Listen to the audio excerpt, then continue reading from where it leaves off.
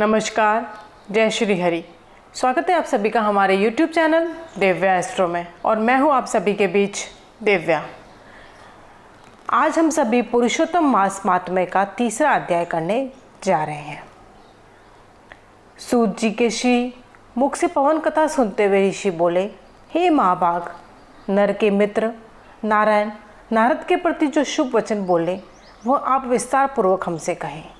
श्री सूत जी बोले, हे द्विजसत्मो, नारायण ने नारद के प्रति जो सुंदर वचन कहे वह जैसे मैंने सुने हैं वैसे ही कहता हूँ, आप लोग सुने।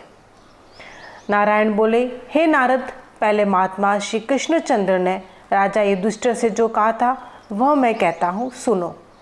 एक समय धार्मिक राजा अजात शत्रु युधिष्ठिर छल प्रिय धृतराष्ट्र के दृष्ट पुत्रों द्वारा ध्रुत क्रीड़ा में हार गए। सबके देखते देखते अग्नि से उत्पन्न हुई धर्मपरायण द्रौपदी के बालों को पकड़कर दुष्ट दुशासन ने खींचा और खींचने के बाद उसके वस्त्र उतारने लगा। तब भगवान श्री कृष्ण ने उसकी रक्षा की। पीछे पांडव राज्य को त्याग काम्य वन में चले गए। वहाँ अत्यंत कलेश से युक्त वे वन के फलों को खाकर जीवन बिताने लगे। जैसे जंगली हाथियों के शरीर में बाल रहते हैं, इसी प्रकार पांडवों के शरीर में बाल हो गए। इस प्रकार दुखित पांडवों को देखने के लिए भगवान देव की सूत श्री कृष्ण मुनियों के साथ काम्य वन में गए। उन भगवान को देखकर मृत शरीर में प्राण आने की तरह युधिष्ठिर, भीमसेन, अर्जुन आदि प्रेम विहल होकर सहसा उठ खड़े हुए और बड़ी ही प्रीति से श्री कृष्ण से मिले और भगवान कृष्ण के चरण कमलों में भक्ति से नमस्कार करने लगे। इसके बाद द्रौपदी धीरे धीरे आई और आलस से रहित होकर भगवान को शीश झुकाकर नमस्कार करने लगी। भगवान श्री कृष्ण ने उन दुखित पांडवों को मृग के चर्म के वस्त्र पहने देखा। पांडवों के समस्त शरीर में धूल लगी हुई थी, रूखा शरीर था, चारों तरफ बाल बिखरे हुए थे। उसी प्रकार द्रौपदी को भी दुर्बल शरीर वाली और दुखों से घिरी हुई देखा। इस तरह दुखित पांडवों को देखकर अत्यंत दुखी भक्त वत्सल भगवान धृतराष्ट्र के पुत्रों को जला देने की इच्छा से उन पर क्रोधित हुए। विश्व के आत्मा जो भावों को चढ़ाकर घूर कर देखने से करोड़ों काल के कराल मुख की तरह मुख वाले ददकती हुई प्रलय की अग्नि के समान उठे हुए होठों को दांत के नीचे जोर से दबाकर तीनों लोगों को जला देने की तरह लग रहे थे। जैसे ही श्री सीता जी के वियोग से भगवान रामचंद्र को रावण पर जैसा क्रोध आया था, उसी प्रकार से क्रोधित भगवान को देखकर कांपते हुए अर्जुन श्री कृष्ण को प्रसन्न करने के लिए द्रौपदी, धर्मराज तथा और अन्य लोगों से भी अनुमोदित होकर शीघ्र ही हाथ जोड़कर उनकी स्तुति करने लगे।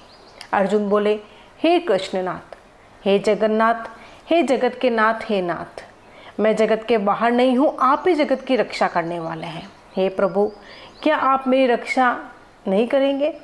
जिनके नेत्रों के देखने से ही ब्रह्मा का पतन हो जाता है, उनके क्रोध करने से क्या नहीं हो सकता? यह कौन जानता है कि क्रोध से संसार का पालन प्रलय हो जाता है? संपूर्ण तत्वों को जानने वाले के कारण वेद और वेदांग के बीच के चित्त आप साक्षात श्री कृष्ण हैं। मैं आपकी वंदना करता हूँ। आप ईश्वर हैं, इस संसार को आपने उत्पन्न किया है, सर्वमंगल के मंगल हैं और सनातन के बीज रूप हैं। इसलिए एक जने के अपराध से आपके बनाए समस्त विश्व का आप नाश कैसे करेंगे? कौन भला ऐसा होगा जो मच्छरों को जलाने के लिए अपने घर को जला देता हो? दूसरों की वीरता को मर्दन करने वाले अर्जुन ने भगवान श्री कृष्ण से इस प्रकार निवेदन कर प्रणाम किया। इसके बाद सूत जी ने कहा, अर्जुन की ये बातें सुनकर श्री कृष्ण जी ने अपने क्रोध को शांत किया और स्वयं भी चंद्रमा की तरह शांत हो गए।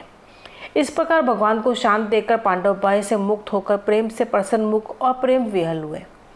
सभी ने भगवान को प्रणाम किया और जंगली कंद, मूल, फल आदि से उनकी पूजा की। फिर श्री नारायण भगवान बोले, तब शरण में जाने योग्य भक्तों के ऊपर कृपा करने वाले श्री कृष्ण को प्रसन्न जान विशेष प्रेम से भरे हुए नम्र अर्जुन ने उन्हें बारंबार नमस्कार किया और जो प्रश्न आपने हमें किया है वही प्रश्न उन्होंने श्री कृष्ण से किया।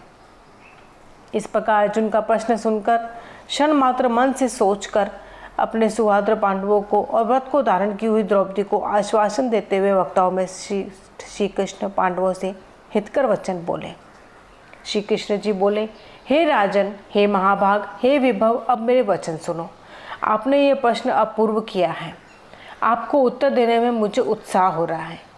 इस प्रश्न का उत्तर गुप्त से गुप्त है, ऋषियों को भी नहीं विदित है। फिर भी हे अर्जुन, मित्र के नाते अथवा तुम हमारे भक्त हो, इस कारण से हम कहते हैं।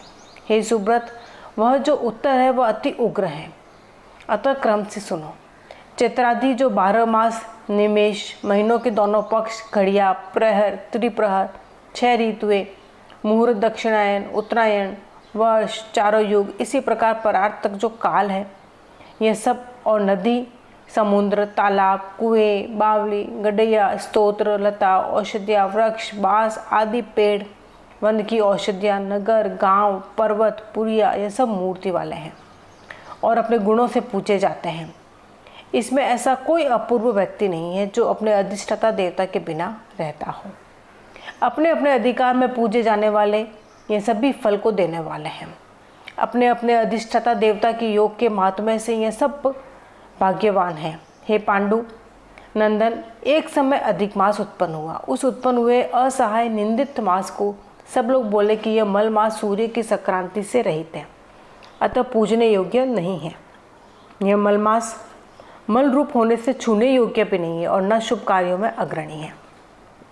इस प्रकार के वचनों को लोगों के मुख से सुनकर यह मल मास निरुद्योग, प्रभा रहित, दुख से गिरा हुआ, अति खिन्न मन, चिंता से ग्रस्त मन होकर व्यथित हृदय से मरणासन की तरह हो गया। फिर यह धैर्य धारण कर मेरी शरण में आया। हे नर, वैकुंठ भवन में जहाँ मैं रहता था वहाँ पहुँचा और मेरे पास में आकर मुझे पुराण परम पुरुषोत्तम को इसने देखा। उस समय अमूल्य रत्नों से जड़ित स्वर्ण के सिंहासन पर बैठे मुझको देखकर यह भूमि पर साष्टांग दंडवत कर हाथ जोड़कर नेत्रों में बारंबार आंसुओं की धारा बहता हुआ धैर्य धारण कर गदगद वाणी से बोला। इतना कहकर सूत जी बोले। इतनी कथा कहकर भगवान नारायण चुप हो गए। इस प्रकार नारायण के मुख से कथा सुन भक्तों के ऊपर दया करने वाले नारद मुनि पुनः भगवत नारायण को बोले। नारद जी बोले, हे प्रभु, इस प्रकार अपनी पूर्ण कला से विराजमान भगवान विष्णु के निर्मल भवन में जाकर भक्ति द्वारा मिलने वाले, जगत के पापों को दूर करने वाले, योगियों को भी शीघ्र न मिलने वाले, जगत को अभ्युदय प्रदान करने वाले ब्रह्म रूप मुकुंद जहाँ पर थे उनके चरण कमलों की शरण में आया हुआ अधिक मास इसके बाद क्या बोला। इस प्रकार पुरुषोत्तम मास का महात्म्य का 3रा अध्याय पूर्ण हुआ। यदि आज का मेरा यह वीडियो आपको पसंद आया हो तो वीडियो को लाइक ज़रूर कीजिएगा, चैनल को सब्सक्राइब करके बेल आइकन प्रेस करना ना भूलिएगा और साथ ही साथ कमेंट बॉक्स में जय श्री हरि का नारा अवश्य लगाइएगा। महात्म्य के सारे अध्याय सुनने के लिए चैनल पर बने रहिएगा और चैनल की प्लेलिस्ट ज़रूर वॉच कीजिएगा। अब मैं आप सबसे इजाज़त चाहती हूँ। जय श्री हरि, जय श्री हरि, जय श्री हरि, जय श्री हरि।